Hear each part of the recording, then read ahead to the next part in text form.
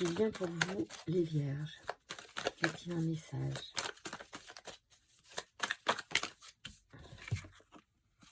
Aniel, choix. Aniel, c'est l'archange qui soutient les relations.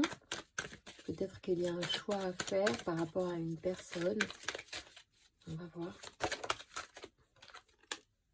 Par rapport à un apprentissage, une formation à faire. Alors, c'est marrant parce que Aniel se présente alors qu'il est plutôt influent sur les relations. C'est peut-être une formation en lien avec le relationnel, la communication, tout ce qui est de cet ordre-là. Donc, il y a un choix à faire. Ça va être très, très porteur. Et ça va vraiment apporter aux vierges un renouveau dans leurs énergies en fait d'action.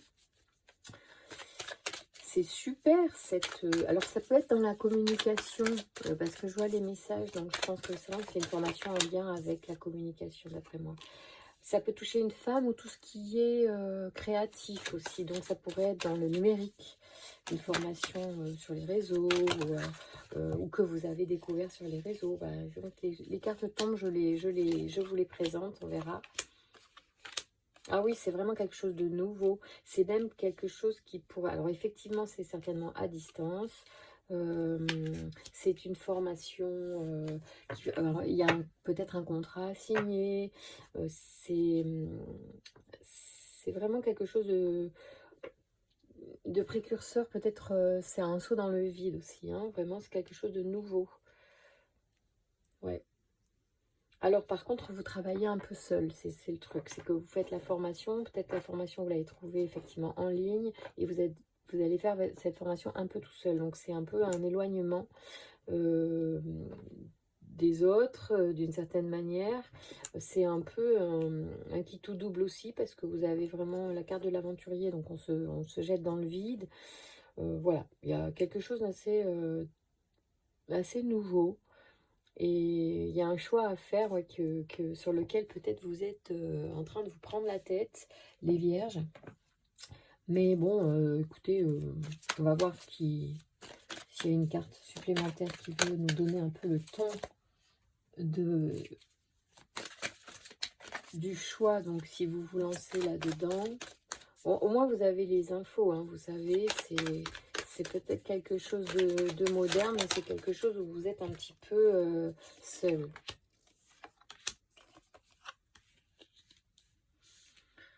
Ça peut être quelque chose ouais, qui soit vous nécessite un déplacement, soit effectivement a tendance à vous isoler, à vous éloigner de choses que vous avez quittées précédemment, ça c'est sûr. Vous avez dû quitter des choses, ou vous devez quitter des choses pour faire cette nouvelle formation, cette nouvelle voie, prendre cette nouvelle voie. Bon. Alors, Binaël, il nous dit quoi, là, dans cette situation? Parce que vous êtes un petit peu embêtés, certains vierges, pour faire des choix à ce niveau-là. Il y a peut-être une mutation, en fait, en jeu aussi. Donc, un éloignement, un isolement. Et ça, c'est pas chouette. Peut-être c'est ça aussi qui vous fait vous prendre la tête. Et c'est pour ça qu'il y a une déchirure, qu'il y a l'aventurier, l'isolement. C'est quelque chose... soit à distance et du coup vous êtes isolé des autres, soit isolé géographiquement. Alors Binaël, c'est la force de structuration.